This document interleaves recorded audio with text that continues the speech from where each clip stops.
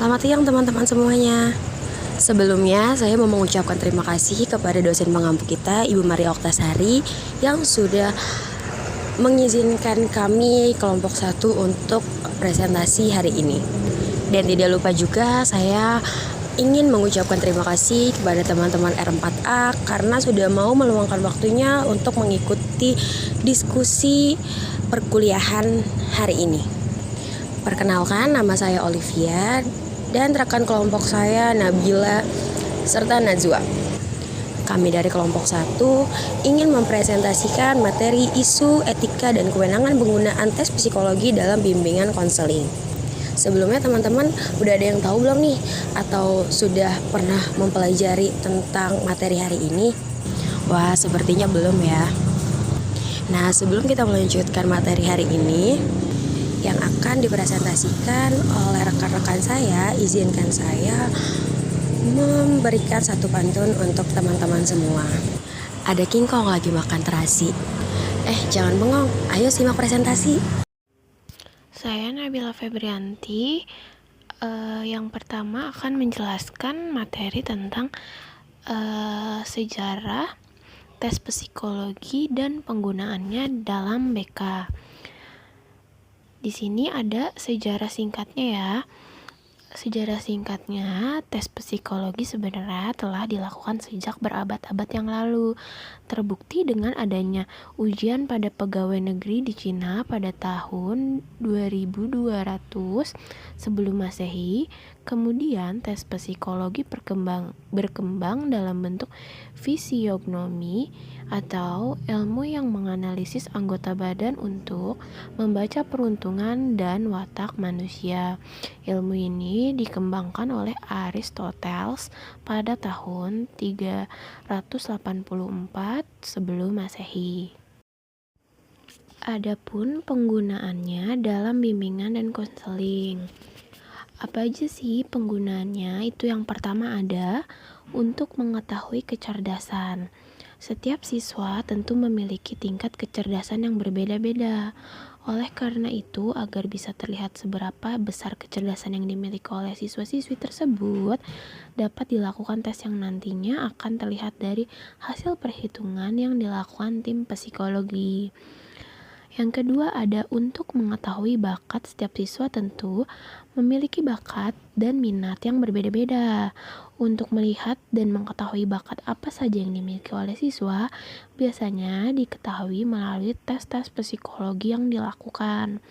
Dengan mengetahui minat dan bakat siswa sejak dini, para guru akan mudah mengarahkan pada kegiatan-kegiatan belajar mengajar yang sesuai dengan passion masing-masing siswa. Yang ketiga, untuk mengetahui kepribadian dalam tes tersebut dapat dilihat kecenderungan ciri-ciri karakter atau kepribadian yang dimiliki oleh siswa tersebut. Informasi yang valid tentang kepribadian siswa dapat membantu guru untuk memberikan pola bimbingan yang sesuai bagi para siswa. Yang keempat, untuk seleksi calon anak didik, sebelum seorang anak didik masuk diterima ke dalam institusi sekolah atau universitas, sekolah-sekolah tertentu sering melakukan tes psikologi. Tujuan tes psikologi ini agar lembaga pendidikan yang bersangkutan dapat menampung siswa-siswi yang sesuai standar kriteria calon siswa. Gitu. Materi selanjutnya akan dijelaskan oleh Najwa. Kepada Najwa dipersilakan. Terima kasih Nabila. Untuk selanjutnya, saya Najwa Alia Rifni Putri ingin membahas tentang isu-isu pemanfaatan tes psikologi dalam bimbingan dan konseling.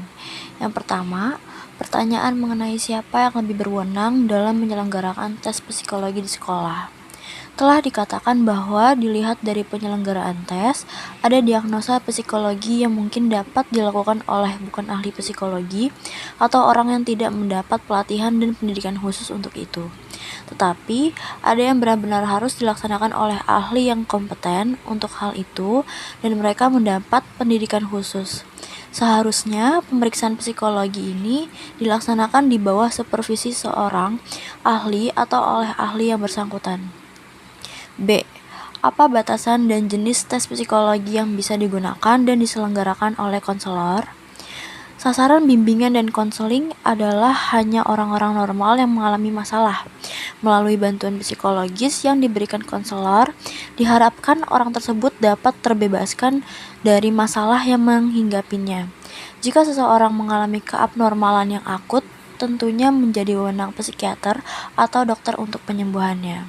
Untuk selanjutnya, saya serahkan ke Olivia. Untuk Olivia, dipersilakan. Oke, baik, terima kasih. Selanjutnya adalah relevansi tes psikologi dalam pelayanan bimbingan dan konseling. Hasil tes psikologi dapat digunakan untuk berbagai layanan bimbingan dan konseling dengan berbagai pola seperti layanan dasar, layanan responsif, perencanaan individual, dan dukungan sistem untuk penggunaan pola bimbingan dan konseling komprehensif, serta layanan orientasi, informasi, konseling individu, bimbingan kelompok, konsultasi, mediasi, penempatan, dan penyaluran, serta advokasi. Nah, bagaimana nih teman-teman? Udah pada ngerti kan tentang isu etika dan kewenangan penggunaan tes psikologi dalam bimbingan konseling? Saya rasa teman-teman semua sudah pada mengerti. Nah, untuk memperdalam lagi tentang materi hari ini, untuk teman-teman yang ingin menanyakan seputaran tentang materi hari ini, boleh langsung di WA Group. Terima kasih.